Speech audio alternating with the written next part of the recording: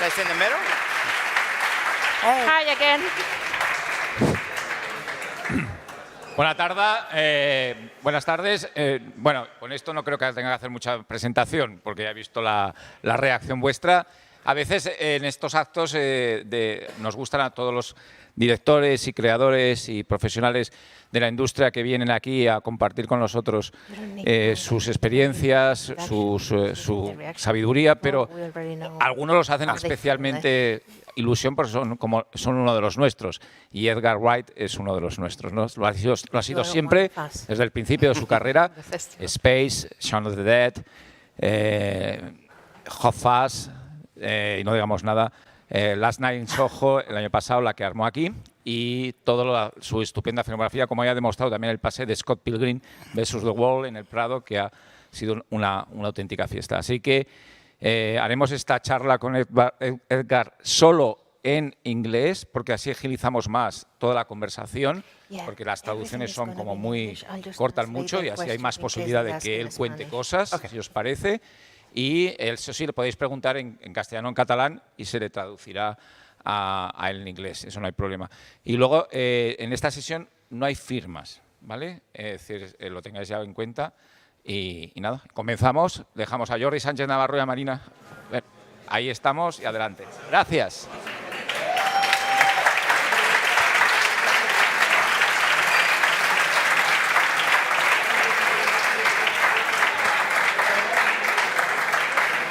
Bueno, pues no sé si... ¿Tengo audio? ¿Se me oye? Sí, ¿no? Bueno, como ha comentado Ángel, es un honor para nosotros que Edgar Wright esté hoy con nosotros. Un honor inmenso. Y más teniendo en cuenta que hemos estado esperándolo durante un año o más de un año. El año pasado estuvo aquí con 2 películas extraordinarias. Yo soy muy fan de las 2. Creo que Ángel ha mencionado Last Night in Soho, pero a mí The Sparks Brothers también me parece una maravilla, una obra maestra. Y teníamos muchas ganas de hablar con Edgar y ya lo tenemos aquí. Con lo cual, yo no voy a hablar nada. Os voy a dejar ya y empezamos una ronda de... Ya veo ahí que hay manos pedidas. 1, 2 y 3. Venga, pues empezamos. ¿Quién nos va a ayudar aquí con...? Sí, pero no sé si te oímos, no sé si tenemos previsto... Vale.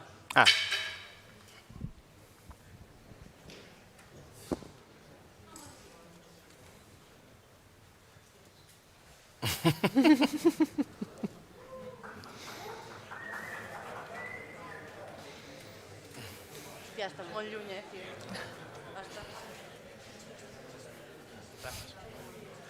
Hola. Hola. Bueno, es un honor tenerle aquí delante. Yo tenía 2 preguntas rápidas. La primera era... bueno, Scott Pilgrim es evidente todo el tono de videojuego que tiene, entonces yo quería saber con qué videojuegos ha crecido, qué videojuegos le gustan a Edgar Wright, y luego también, bueno, en Hot Fuzz, en Arma Fatal, el gran referente para los personajes de películas de acción era, le llaman Body, en inglés creo que era Point Break. Para Edgar Wright, ¿cuál es el gran referente del cine de acción? Gracias. So I have 2 questions, and my first question is: in Scott Pilgrim, we see clearly the tone and this game surrounding in the movie. So my question is, what are your favorite video games, or what were your favorite video games when you were a kid? And the second question is regarding Hot Fuzz. We can see clearly the references of the action movie Point Break, but are there any other references from action movies that you took into account? With video games, I mean, I'm old enough to remember the first home computers, which by today's standards look incredibly basic. So in the UK, you had the ZX Spectrum, which looked pretty sexy in the mid-'80s, I got to say. So I was really big into kind of games around then, and around the time when the PlayStation really took off, around the time when we did Spaced, I was very much into that at that time. And then there was a point where I had to get the PlayStation out of the house. It was just, you know, kind of... so I think it was something where I think at the end of Spaced, the PlayStation that's in the show was my PlayStation, and I let it be boxed up with all the other props because I sort of needed to kind of like get it out of the house like it was a Ouija board or something. And then on the second one, I mean, basically kind of everything in Hot Fuzz. I mean, like you said, Point Break, but like I'm a big fan of all the classic action directors, whether it's Walter Hill or, you know, Michael Mann, James Cameron, Catherine Bigelow, John Woo, you know, like all the greats, basically. Thank you. I'm not going to translate. Oh, yeah.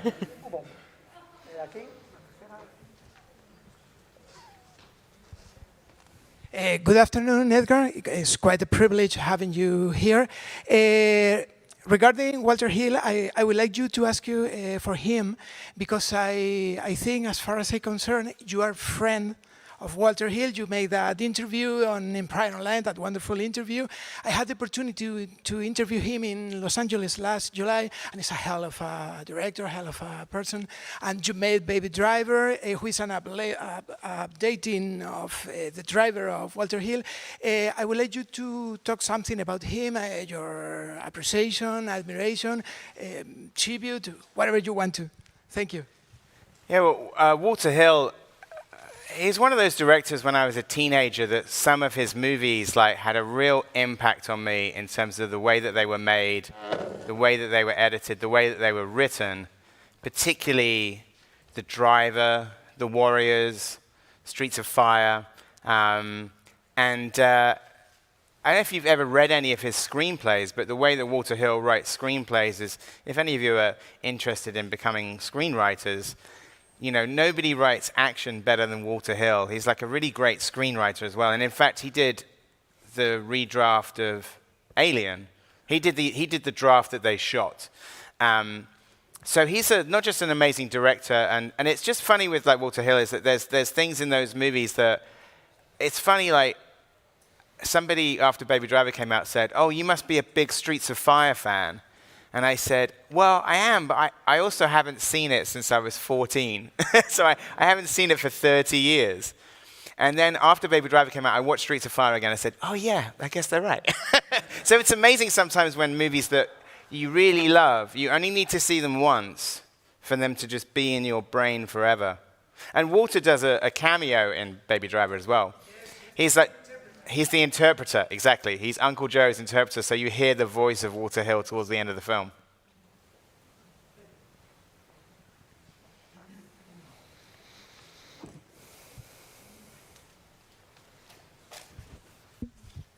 Hello. First, I wanted to know, what was your reaction when you first saw the Spanish translation for your movie Shaun of the Dead? Like, they translated it from English to English, but shorter. I mean, I don't know if you saw my introduction last night, but I said that we were going to officially retitle the film Zombies Party Forever. I think it's funny. I mean, I'll say this. There are a lot worse translations around the world of the other films. So Zombies Party never doesn't make me smile. And in fact, I have a poster of Zombies Party in my house because it always makes me laugh.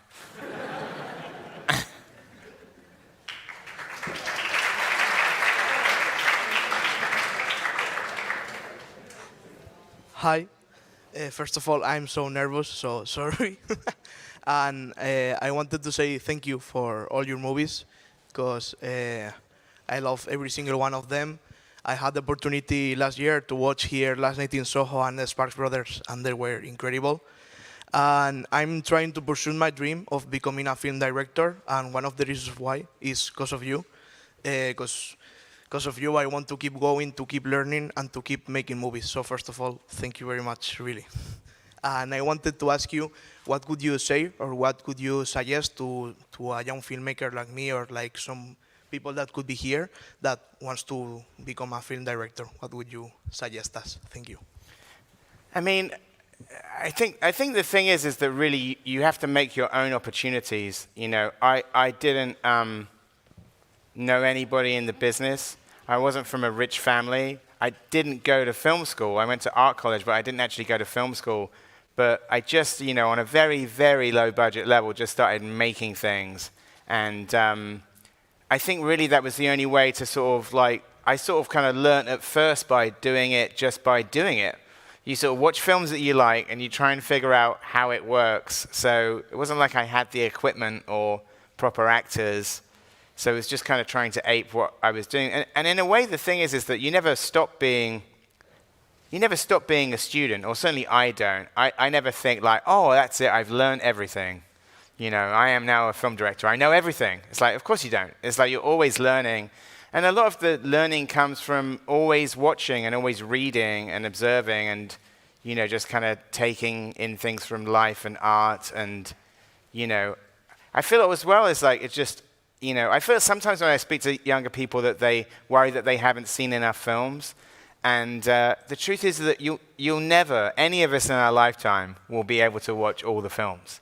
It's like a lifetime pursuit. And so for me, I sort of consider myself still at a college of my own syllabus. Do you know what I mean? I'm always like, kind of just trying to inspire myself by watching and reading and seeing things, So I think that's the thing, is that you just keep kind of, sort of to what inspires you, and then hopefully that would just start to like take off by osmosis. But you can make your own opportunities. The important thing is not to wait around for anybody else to give the opportunity, because that won't happen, and it never happened to me. I had to kind of just make it happen myself, and that's my advice.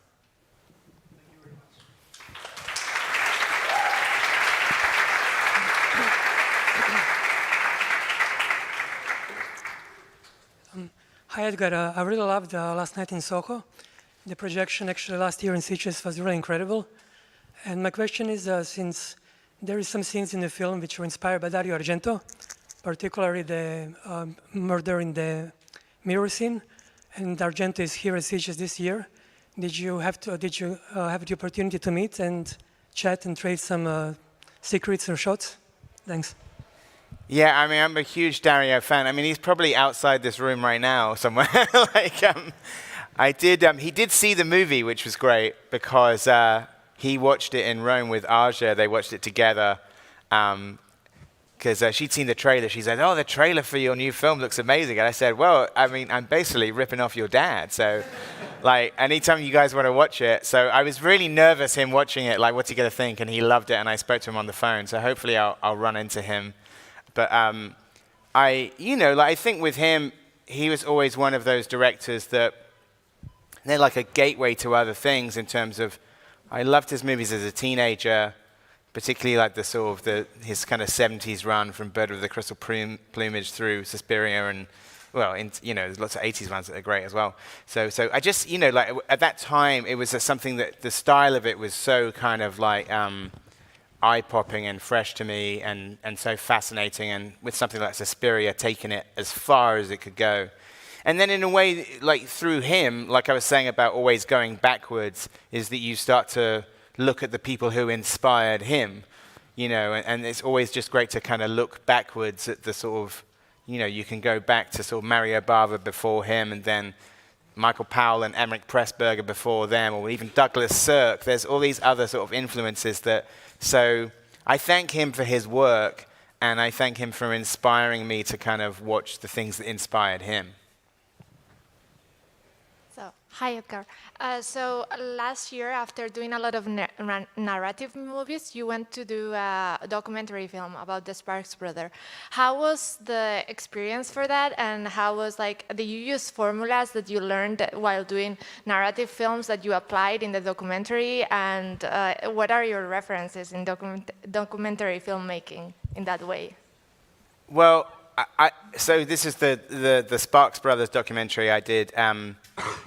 I hadn't really planned to make a documentary, but in the years leading up to doing that documentary, I kept saying to people that I knew, because I'd met Sparks in Los Angeles, I was a big fan, and then I met them one day, and so we became friends, and just getting to know them a little bit, I was like, such a fan of their music anyway, but getting to know them, I was thinking, oh, this is such a great story, these guys. And then I'd start saying to my friends, somebody should make a documentary about Sparks. Sparks would be such a good documentary. And I was at a Sparks show with Phil Lord, the director, And I said it to him, and I said, somebody's got to do a documentary about Sparks. And he goes, you should do the documentary about Sparks. And I was like, all right, I will. And then I asked them that night, and they said, oh, yes, but I had no idea how we were going to do it or who was going to pay for it. So it was such a great experience, and I learned a lot doing that. I surrounded myself with great people on the crew who had done documentaries before, the producer, George Henkin, amazing editor called Paul Truarthur, and an incredible archive person, Kate Griffiths. So that was that was pure fun. It was a lot of work, but it never, ever, ever felt like work because I loved them and I loved the band. So I'd love to do another documentary, but I'd have to find another subject that I'd be willing to talk about for like 4 years and not get bored, and I never got bored of Sparks.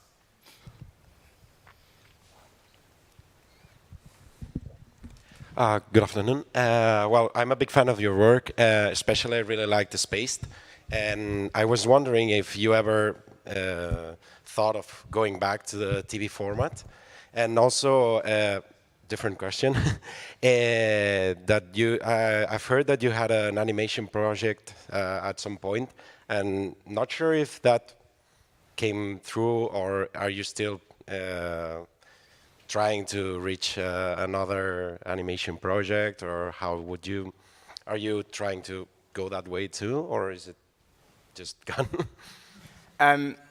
So on the TV thing, sure, I'm sure that will happen at doing a TV show again at some point. It's just a matter of, again, finding. It's sort of really led by like story more than format. If there was a story or something that I thought, oh, I'd really like to do this as a series, or I'd really like to do the first episode of this. So I'm sure that'll happen. It's just a matter of what that is. And if the animation thing, is that Shadows? Is that what you're talking about, maybe? That one, actually, I'm not directing it, but I am sort of executive producer on it. So it's sort of back in development again, because I had written a couple of drafts of it with my friend who's also a children's author, David Walliams. We'd written like 3 drafts of it. And then I got busy on Baby Driver, and it sort of went away. And then just recently they came back and said, oh, we still want to do something with Shadows. And I didn't feel like I had the time to sort of direct it, but I'm still on as a creative producer. So I actually have been working on it quite recently, which has been fun. Hola. Thank you very much for your work. I love all of your films. Voy a hacer la pregunta en castellano. Bueno, con la trilogía del corneto abordaste lo que son múltiples géneros a través de tu visión personal, muy centrada en la comedia, ya sea con el género de los zombies, de las pelis de policías, también en la ciencia ficción. Me gustaría saber si barajaste la posibilidad de abordar otro género distinto para que formase parte de esa trilogía, o a lo mejor si ya te lo estás planteando para hacer un posible añadido a esa trilogía. Muchas gracias. Yes, in the Cornetto trilogy, you approach several genres like comedy, zombies, cops, sci-fi. My question is, could it possibly be a fourth film, and would you approach it with another genre? Yeah, I think me and Simon have always talked about doing something else, and even recently. And I think it's just finding something that excites us. So I guess it's that thing with the Cornetto films. Once we've done 3 of them, then people expect a certain thing, and we wanted to do something that people wouldn't expect. So we're still trying to figure out what that is, but I know that I'll do another film with Simon and Nick at some point.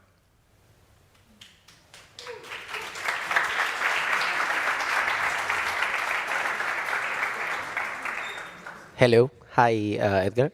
I wanted to ask you something about the creative process, because I really like how you work with music, and in which point of your, I don't know how to say it, like in which point of your screenwriting process or your directing process do you start to put this music while you are working on it? I don't know if you get what I mean.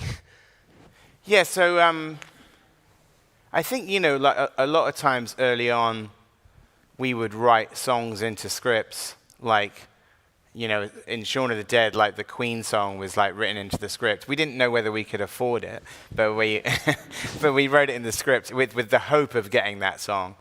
And then more recently, I think with sort of from the World's End onwards, started writing specific songs into scripts. And then particularly with Baby Driver and Last Night in Soho, it was almost like every scene was sort of designed to a different song. So in the case of those two movies, what we really had to do is clear those songs before we started shooting. Because what you don't want to do is like have a song in the script, shoot the scene with that song in mind, and then not be able to clear it, and then you're in trouble. And you can see that sometimes in films where they've clearly like cleared a different bit of music. So when it's something that's that important to it, then the thing, which is a lot of work in itself, is to try and clear everything before you start. So that was definitely the case with Baby Driver and Last Night in Soho. Maybe some things will change after the fact, but for the most part, you go in with these are the songs that we're going to use. And in that way, people within the scenes can refer to it. They could sing along with it, or they could be completely in time with the track. But so certainly on the last two films, have been very specific in terms of writing them in. I mean, that said, it's always like a danger. Like if you're a screenwriter, I wouldn't necessarily recommend putting songs into a screenplay, because I always heard that on Reservoir Dogs, Tarantino hadn't cleared Stuck in the Middle with You by Steelers Wheel, which is obviously like a really integral song in that film. And I think when the publishers found out how important it was to the film, they added a 0 on the end of how much it would cost. So you've got to be careful.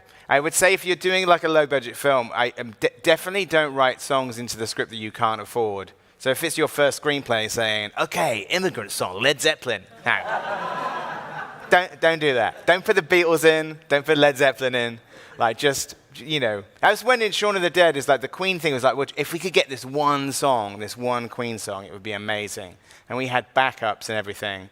But it's always a thing. You just got to be careful that don't assume that like you'd be able to have a B plan with that stuff,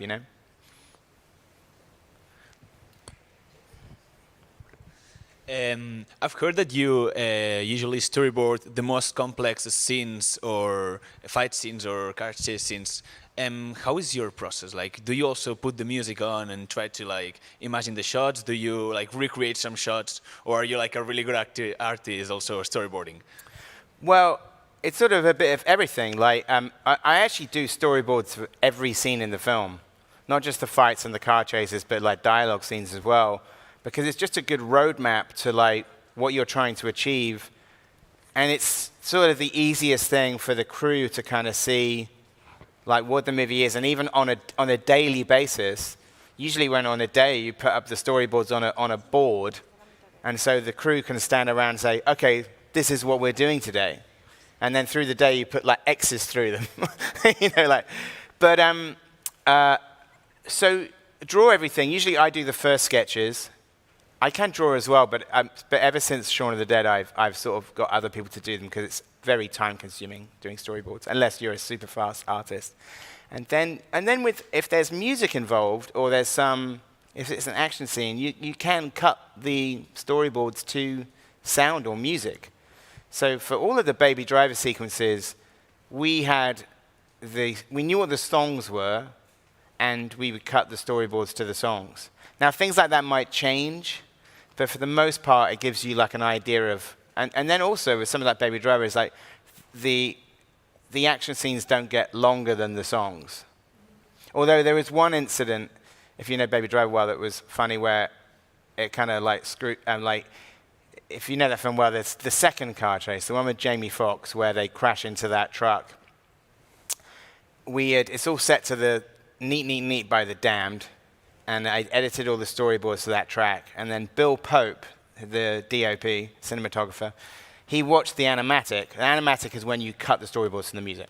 So he watched that animatic, and he goes, this is too short.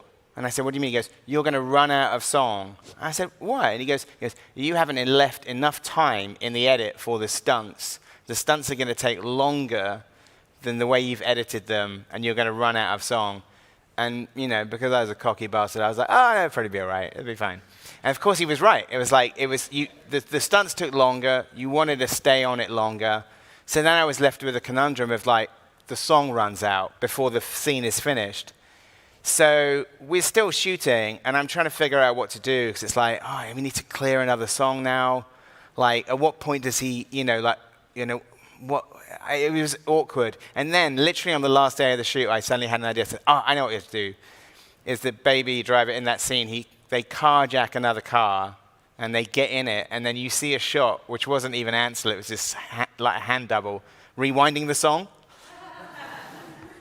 And like rewinding the song so it gets back in sync, and then it continues as it was. So that was like, solved. But that was like, so that's the thing, is you can plan like crazy, but there might be something like that kind of like you don't expect. Or I should have expected it because Bill Peck warned me. Hi Edgar, how are you? First of all, I wanted you to know that Last Night in Soho was my favorite film of 2021. Oh, thank you. So I wanted to ask you about my favorite scene of the film, which is the one where Matt Smith is dancing with Anya Taylor-Joy and Thomasin McKenzie. So I would like to know, how did you plan the scene, the choreography, the music you were going to use? Thank you. Yeah, so there's a couple of interesting things happened with that scene that was, again, something where we planned something and then it got more complicated in a good way, was that in the script and the boards, the idea was that Anya Taylor-Joy and Matt Smith start dancing, and then at a particular point in the dance, Anya becomes Thomasin, but originally it was going to be that Thomasin, who was brown-haired, was going to be in Anya's dress and her wig and be blonde and be in the pink dress. And that was the plan, and it was boarded like that. Costume and makeup did lots of tests for Thomasin McKenzie, and that was what we were going to do. And then we did like we did a couple of rehearsals of that shot. The first rehearsal we did was without Matt, Anya, and Thomasin, where we had 3 dance doubles, and we shot it in a town hall. And Anya's dance double was blonde, and Thomasin's dance double was brunette. And the transitions that were all for real in that scene, except for one, but there's like 6 in a row that were all real, and it's just kind of like Texas switching. They're just going in and out. I remember that we did this rehearsal, and it looked really slick, and I showed it to my girlfriend. I said, watch this, and without telling her what was going to happen.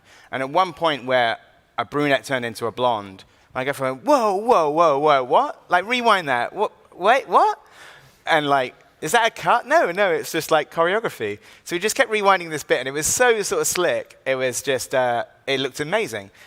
Then coming up to shooting the scene, we do a rehearsal with the actors and with Thomasin in the blonde wig. And I realized, I'm thinking, this blonde wig is a mistake. Like, because if it's that slick, you probably wouldn't even notice that they changed. And so literally the day before we're going to shoot it, I had to call costume and makeup and say, hey guys. So, you know, like the blonde wig and the pink dress that Thomasin has? Well, we're not going to do that. They're like, oh no, why? I said, I think it'd be better if she stays in her pajamas and her brown hair. It's just going to look.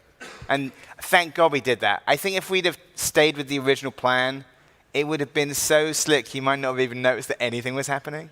But I don't know if you've ever seen on the Blu-ray or the DVD, there's a great shot of the overhead of that shot. I don't know if any of you have seen that, where you see them just switching out. And it was sort of astonishing watching it happen. And then also, Chung Chung-hoon, who's the Korean cinematographer, Park Chan-wook's cinematographer. So imagine, like, you've got like Matt Smith in the middle, you've got Anya and Thomasin going around, the Steadicam is going around them, and then I wanted to have some flares in the shot, and Chung said, oh, I could do those live. And Chung had like a torch and a razor blade, and he was running around flaring the camera, which I was thinking, are you going to do that in the shot? He goes, yeah. But of course, and it did work, but what Chung hadn't figured out, that if Matt and Smith are like that, and the Steadicam is like that, Chung had to go like that. So he's like running around and around and around. And then after 2 takes, he goes, do it in post. he basically ran out of juice, and then we you know, but it was an amazing thing to witness, because those are the things when you do those shots for real, like where it's like real transitions, it's all in camera. Like you get this real camaraderie out of the crew, because everybody can crowd around the monitor and see the shot. It's not like on a green screen movie where, you know, you shoot it and have a bunch of tennis balls and green everywhere, and it's like, oh, there's a monster there, look at the tennis ball, and then maybe like 2 years later you see the finished thing. Like here you could see it. It's like, oh, it works. And that's really thrilling to do that stuff. Hello, Edgar. This is a follow-up question regarding the sound design of your movies. I think we can see that you put a lot of love and work into the sound design, and kind of picture and sound, they merge with a surgical precision. How early in the script you start working on thinking about the sound design that you're going to put in your scenes, or it's just an afterthought after the shoot? I think sometimes sound design stuff is written into the script. It's more like the music, and you get the idea of it, but you don't necessarily have to write that all up. But there might be some things that are written in there. If there's like a sort of a key sound effect, which is maybe a transition or something.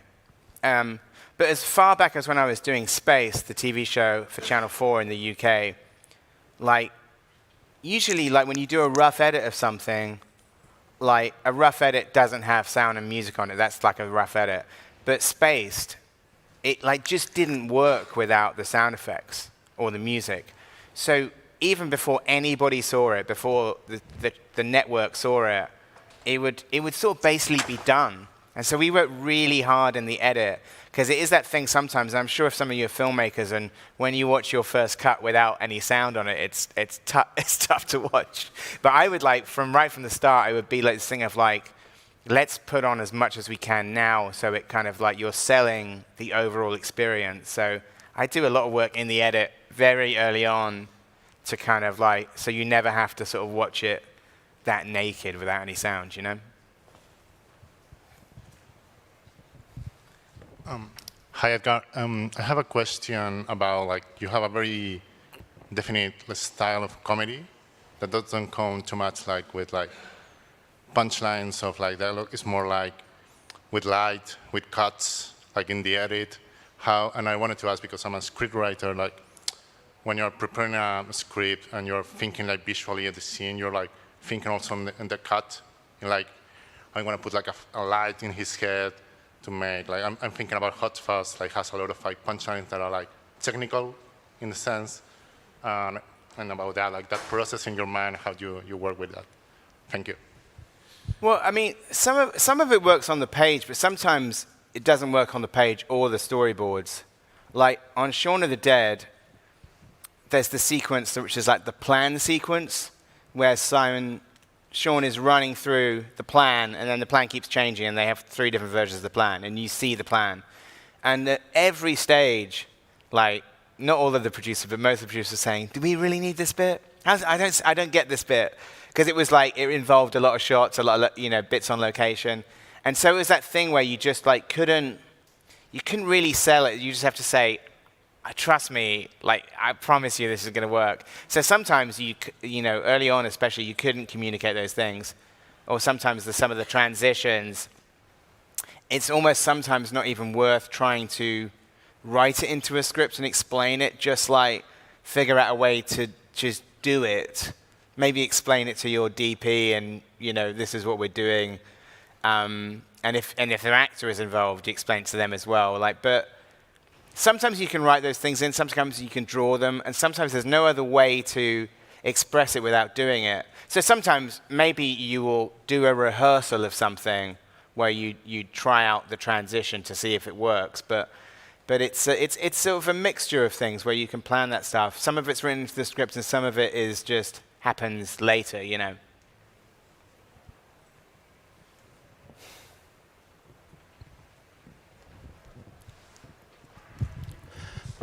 Hola, hola de nuevo. Yo quería preguntar sobre sus inicios. ¿Qué recuerda de aquellos trabajos con los amigos tan divertidos que hacía y si echa algo de menos ahora de aquellos años. So I want to ask you about the beginning of your career. What are your memories about having fun with friends, for example, in your first works?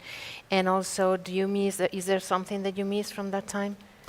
Yeah, actually, the fun thing about so when I started doing films as a teenager, they just starred my school friends, and then some of them would expand to have people that weren't really in your friend group.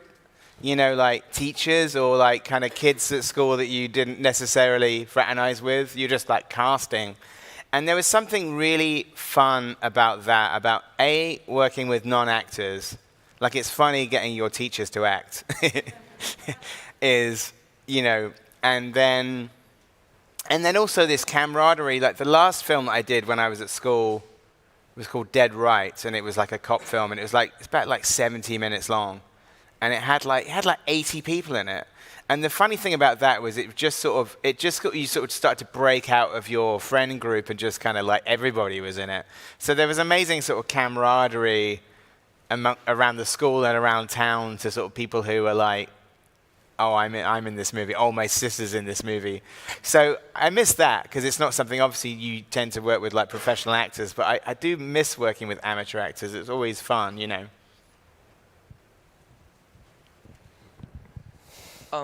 When did the idea of making a trilogy come up? Like, was it when making Shaun of the Dead in the script, or after releasing it, or when was it?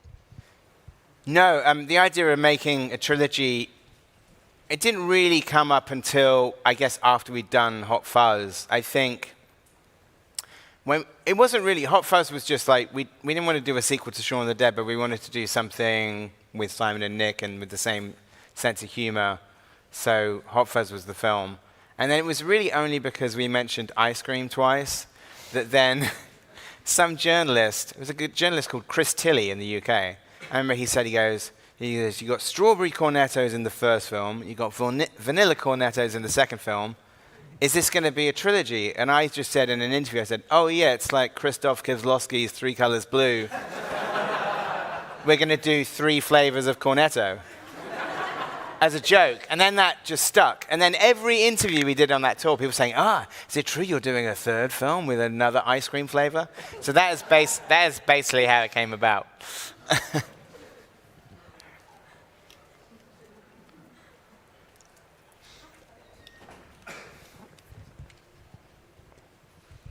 Hola, quería saber para alguien que tiene un estilo tan claro y que además nunca tiene problema de hablar sus influencias, si ve su estilo reflejado en algún nuevo realizador y qué le parece, si conoce a alguien que se esté basando en él. Si su estilo, si lo ve reflejado en otro... Si se ve reflejado en otra gente que está empezando ahora. So we see clearly that you have a certain style, and do you find, or have you seen any directors that have that style as well, or a similar one? I guess so, but I mean, when people say that they're inspired by me, you can only be flattered because I've had the chance to say that to my heroes, you know. So I've had the chance in my career to meet Sam Raimi and say, oh, I wouldn't be doing what I do without you, like you're my hero, you know. And so when people say a similar thing to me, you can only be flattered that, but it just, you know, this is a cycle. You know, people inspire each other through the ages, and it's great, and you know, and back and forth, and you know, so yeah, but you know, it's incredibly flattering. We have for one last question. We have 5 minutes. Hi, my last question is: how was it work with Diana Rigg in her last days? Because she was also a costume designer as well. I don't know if she have any opinions on a movie of a costume designer. And you, how was the cast? You cast her at the end, or you were thinking on her in the beginning? Thank you. Yeah, working with Diana Rigg was incredible, and you know, it made the whole thing a very emotional journey because obviously she wasn't with us by the time the film opened, and it was very sad, and we, you know, dedicated the movie to her. But my memories of her are all happy. You know, I'm sad that she's not here, tremendously sad, but also I feel so happy and fortunate that I got to work with her at all. And even the last time that I saw her was a happy, funny memory. Like, she was on fine form, she was joking, she had an amazingly sharp sense of humor. And I've told this story before in The Guardian, but it's true, is that the last time I saw her, we were doing ADR. Well, basically, she was too ill to come back. She didn't say as much, but she was basically not working anymore. And so all she had to do, we asked her agent, is like, oh, is she available to do some ADR, which is like the final dialogue recording. And she said, yes, she can do that. And then when it came to it, I suddenly got a text out of the blue from her daughter saying, Diana needs to do her dialogue this week. So without asking anything more, we all sort of knew what that meant. And that was in the middle of the pandemic, so me and the dialogue editor, got blood tests, and we had our masks on, and we went to the house to do it. And her daughter had said this thing.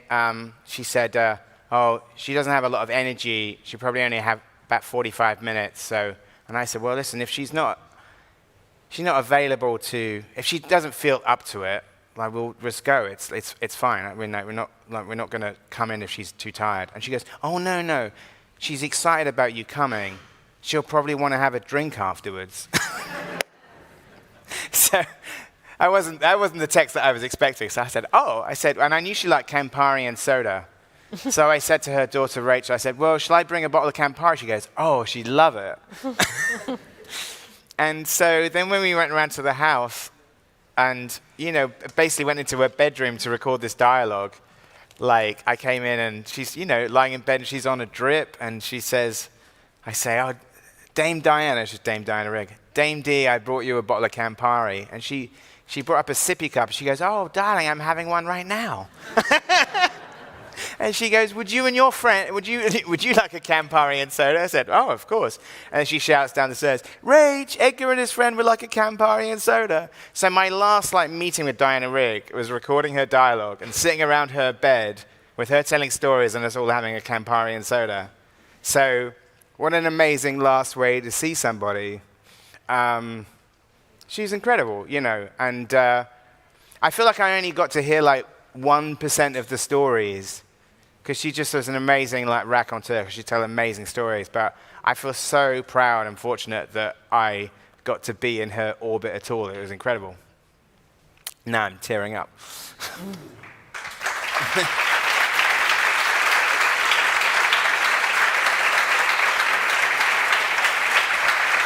Thank you. Okay,